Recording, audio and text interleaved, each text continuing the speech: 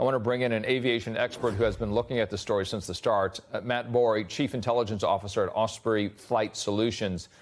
Matt, we're getting more and more information that you've been watching day by day. The very latest is that, according to U.S. officials, yes, Russians were behind the deadly Christmas Day crash. And if that is true, is it anti-aircraft systems? What do we believe that might be? Yes. So the latest information that Osprey's looked at from official statements by the Russian Federal Air Transport Agency, which you already mentioned, and then other official statements on the 25th of December, a Chechen security official said that drones were shot down over Chechnya. The governor of North Ossetia, which is just west of Chechnya, said that drones were shot down over Vladikavkaz. And this was all happening during the same time when this Azeri Airlines flight was attempting to land at Grozny. The drone attacks have been alleged by the Russian head of the Federal Air Transport Agency. They've said this was happening at the time the plane attempted to land.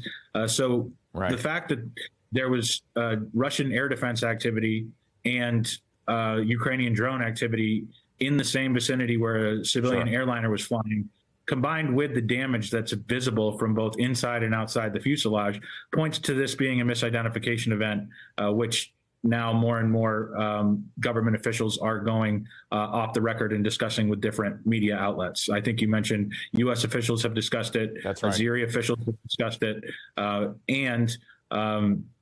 There's also Ukraine, who has publicly stated that Russia shot down this aircraft. Matt, so the E-190, a little bit smaller than a Boeing 737, which maybe many folks might be familiar with, about a 100-seater.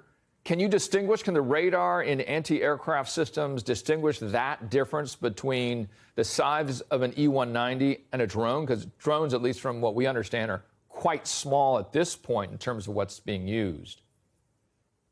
Well, one of the newest developments in the conflict between Russia and Ukraine is that Ukraine has begun using modified light civilian aircraft, which have a larger radar cross-section, but still are much smaller than a civilian airliner and will fly lower and slower. However, when you have a civilian airliner that is descending in altitude and potentially being at near the same altitude where drones are, and you have drones that are flying potentially near this air traffic routes that civilian airlines fly on, you get the activity in a close proximity. In addition, if there's several drones that are close together, they could appear on radar to be about the same size as an airliner, especially if drones used in attacks are these larger light aircraft that have been modified into unmanned. And you mean six-seaters? Is that what you mean by light aircraft, smaller, like four, six seaters? Okay. We got a minute. Like go ahead. AN2 size type aircraft.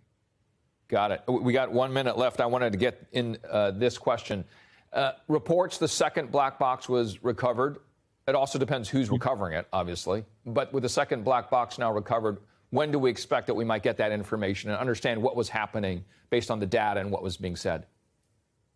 I think we're looking at weeks or months before any type of written preliminary report is issued that gives a discussion on the flight kinematics of the aircraft and any communications between the pilot and air traffic control. I would assume that Russia is not going to want a transparent investigation around what communications took place between its air traffic controllers and the pilot.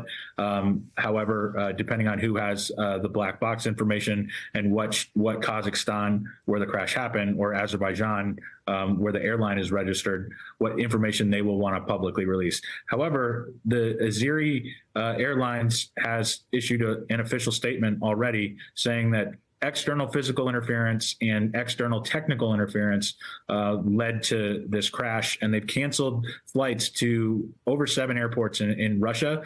If this were something other than an air defense misidentification, like birds or weather, which the Russians alleged at first, why would those flights be canceled to all these additional airports, and why would the preliminary investigation suggest an act of unlawful interference?